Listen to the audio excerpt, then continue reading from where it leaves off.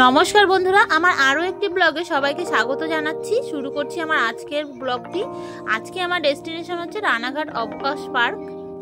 তো আমি আজকে ঘুরে দেখব রানাঘাট অবকাশ পার্ক। রানাঘাট স্টেশন থেকে নেমে 20 টাকা টোটো করে পুরো এই অবকাশ পার্কের সামনে চলে আসলাম।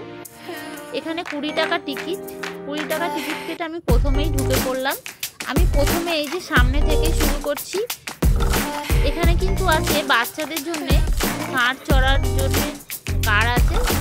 আর প্রথমে আমি ঘুরে দেখাবো চারি সাইডটা। এর মাঝখানে আছে বোট চড়ার জায়গা, পুকুর। আর আমি এই ডান দিক থেকে ঘুরতে ঘুরতে বাঁ দিক থেকে আসবো। এর মাঝখানে বোটের জায়গা আছে।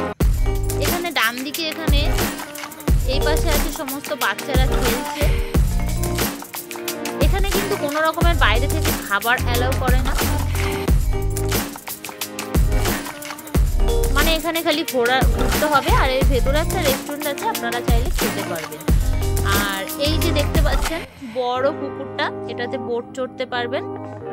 আর বিশেষ করে এখানে কাপালদের ভিড় হয় খুব। এখন যেহেতু আমি একদম দুপুর টাইমে এসেছি, তার জন্য এখানে কিন্তু বোট চড়ছে না কেউ। ওই দিক থেকে ঘুরে আস্তে আস্তে এখানে একটা পেছন দিকটা মানে মাঝখানের দিকে একটা মন্দির পড়বে। মন্দিরটাও আমি দর্শন করে নিলাম। মানে এই পার্কটা হলো রাউন্ড করে, মাঝখানে আছে বোট চড়ার জায়গা, পুরো গোল করে অনেকটা এরিয়া নিয়ে এই পার্কটি অবস্থিত।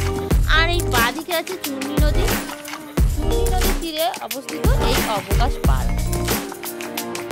বাঁদিকে বয়ে গেছে চূর্ণী নদী। এবার আমি পুরো রাউন্ড মেরে ঘুরে আস্তে আস্তে আসছি।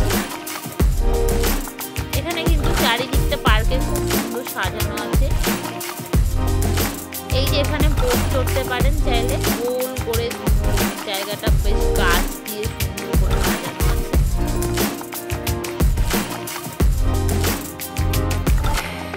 এখানে একটা বিশ্ব বাংলার করা আছে। এখানে দেখলাম এক গাছের নিচে একটা ভাই মানে রিলস বানাচ্ছে বা যা কিছু করছে।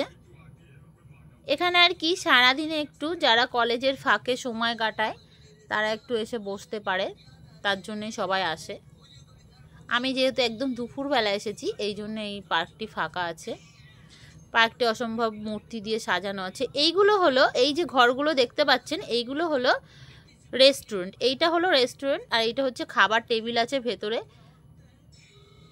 ভেতরে আমি আবার ক্যামেরা করছিলাম বলে কারোর একজনের কাছ থেকে বকা শুনে নিয়েছি। এই যে এনাদের কাছ থেকে বকা শুনে নিলাম।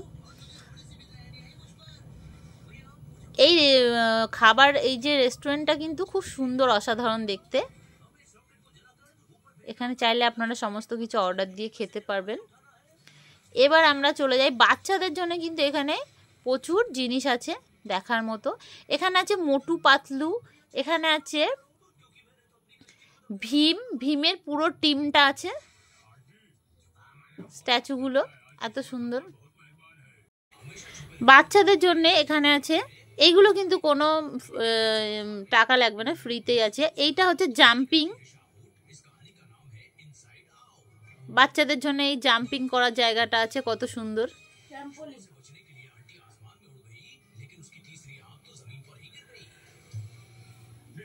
এবার আমার পার্ক দেখা পুরো কমপ্লিট হয়ে গেছে। পার্কের ঠিক উল্টো দিকে একদম ওখানেই আছে এই রামকৃষ্ণলয়।